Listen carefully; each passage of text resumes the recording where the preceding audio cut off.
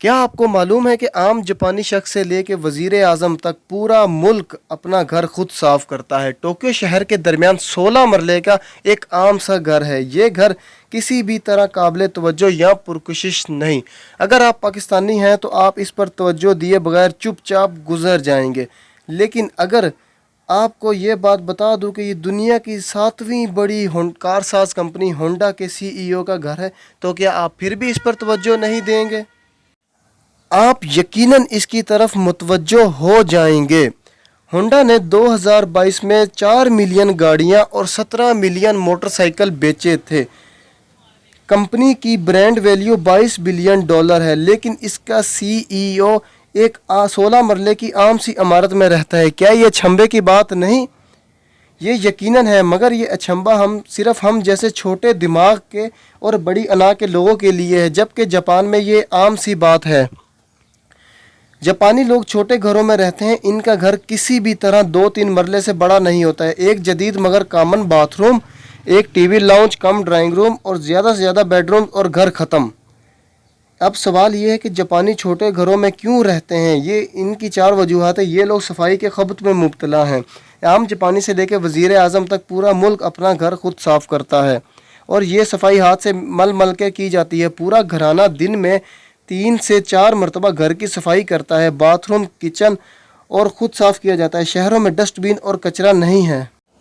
آپ ایک خالی بوتل لے کے سارا دن پھرتے رہیں گے، لیکن آپ کو پھینکنے کی جگہ نہیں ملے گی۔ کیونکہ جاپانی باہر کچرا نہیں پھینکتے۔ یہ اپنا گند بیگ میں ڈال کر گھر میں لے جا کر تھیلے میں ڈالتے ہیں، اور میونسپل کمیٹی کا عملہ یہ بیگ اور تھیلے ان کے گھروں سے لے کر جاتا ہے۔ اسکول میں چھوٹے بچوں کو بھی صفائی کی ٹریننگ دی جاتی ہے۔ طالب علم اسکول آ کر سب سے پہلے اساتذہ کے ساتھ مل کر اسکول کی صفائی کرتے ہیں، باتھ روم اور شیشے چمکاتے ہیں، اور پھر کلاسز شروع ہوتی ہیں۔ وزیر اعظم بھی اپنی میز چمکا کر گھر جاتا ہے اور صبح آ کر دوبارہ اپنا دفتر صاف کرتا ہے۔ بچے اسکول جاتے ہیں اور واپسی آتے وقت سڑکوں سے سگریٹ کے ٹوٹے اور کاغذ چنتے رہتے ہیں۔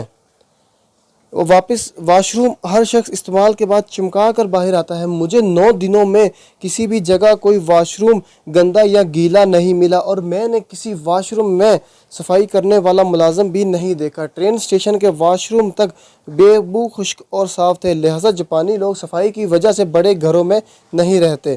یہ چھوٹے گھروں میں رہتے ہیں۔ یہ سمجھتے ہیں کہ بڑے گھروں میں مطلب صفائی زیادہ ہے۔ اگر گھر بڑا ہو جائے تو ہمیں زیادہ صفائی کرنی پڑے گی۔ دوسری وجہ، چھوٹے گھروں میں بجلی کا استعمال کم ہوتا ہے اور گیس اور پانی کے اخراجات کم ہوتے ہیں۔ یہ لوگ منحصل قوم ہے کے عادی ہیں۔ اگر آپ کو کوئی جاپانی شخص فضول خرچی کرتا نظر نہیں آئے گا۔ یہ لوگ پیسے بچاتے ہیں، چنانچہ حکومت اکانومی چلانے کے لیے بینکوں میں رقم جمع کرانے کے رجحان کی حوصلہ شکنی کرتی ہے۔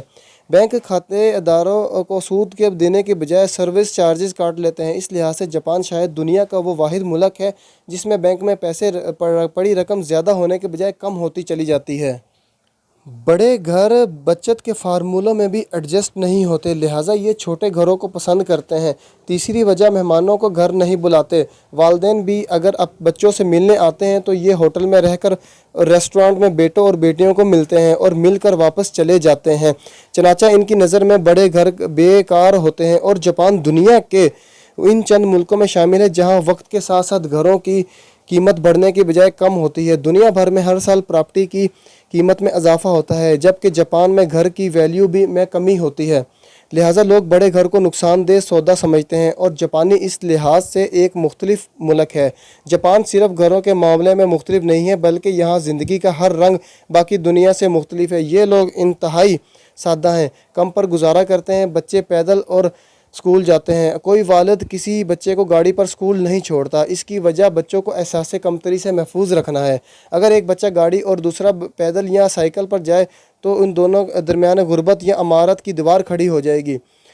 یہ دیوار نہیں بننے دیتے، چنانچہ بچے پیدل اسکول جاتے ہیں، خواہ وہ وزیر اعظم یا ٹویوٹا کے CEO کے بچے کیوں نہ ہوں۔ बच्चों को स्कूल पहुंचाने का सिस्टम भी इंतहाई अजीब है। रहायशी ब्लॉक का कोई एक शख्स या खातून रिटायरमेंट के बाद स्कूल छोड़ने और वापस लेने की ज़िम्मेदारी उठा लेती है। ये मुस्तकिल ज़िम्मेदार होती है, जबकि इसके अलावा बाकी बच्चों के वालिदैन में से कोई एक रोज़ाना की बुनियाद पर ड्यूटी देता है। एक दिन एक वालिद या वालदा होगी और दूसरे दिन दूसरी वालिद या वालदा ये ज़िम्मेदारी उठाएगा। ब्लॉक के तमाम बच्चे मुकर्रर वक्त पर घर से बाहर आ जाएंगे। मुस्तकिल और आर्जी ज़िम्मेदार झंडा उठाकर बाहर खड़ा होगा। बच्चे इनके इर्द गिर्द जमा होंगे। एक ज़िम्मेदार बच्चों के आगे चलेगा और दूसरा कतार के आखिरी सिरे पर। तमाम बच्चों ने सर पर हेलमेट पहना होगा, इनके हाथ में छतरी होगी और ये कतार में स्कूल पहुंचेंगे और छुट्टी के वक्त कतार में वापस आएंगे और अपने अपने घर में दाखिल होते चले जाएंगे। बच्चों को लंच स्कूल में दिया जाता है और टीचर अपनी निगरानी में वो ख़त्म कराती है। और लंच में दूध लाजिम है। छोटे बच्चों को स्कूल में सुलाया भी जाता है ताकि इनकी नींद पूरी हो सके। बच्चे 16 साल की उम्र तक इस तरह स्कूल आते और जाते हैं। 16 साल बाद ये इंडिपेंडेंट हो जाते हैं। बच्चों की स्कूल फ़ीस वालिदैन की सालाना आमदनी के मुताबिक होती है। वालिदैन ज़्यादा कमा रहे हैं तो बच्चों की फ़ीस ज़्यादा होगी, आमदनी कम है तो फ़ीस कम होगी। वालिदैन अगर बेरोज़गार हैं तो बच्चे की फ़ीस माफ़ हो जाएगी। ताहम बच्चे को फ़ीस के बारे में हरगिज़ नहीं बताया जाता। ये ख़ुदकार निज़ाम है, ये कोई किसी को इतला नहीं देता।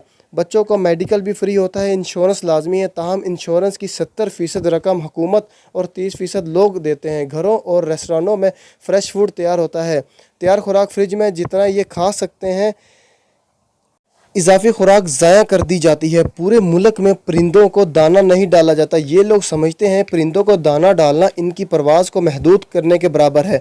इनकी खुद मुख्तारी और आज़ादी कम हो जाती है। परिंदों को अपनी खुराक का खुद बंदोबस्त करना चाहिए। जापान में भिखारी नहीं है, इसकी वजह जापानियों की सेल्फ़ रिस्पेक्ट है। ये लोग किसी को फ्री चीज़ देते हैं और ना लेते हैं। अगर आप इन्हें कोई चीज़ ऑफ़र करेंगे तो ये माइंड कर जाते हैं। मैंने फ्यूजी के एक पार्क में मछलियों को दाना डालने के लिए दाने का पैकेट ख़रीदा।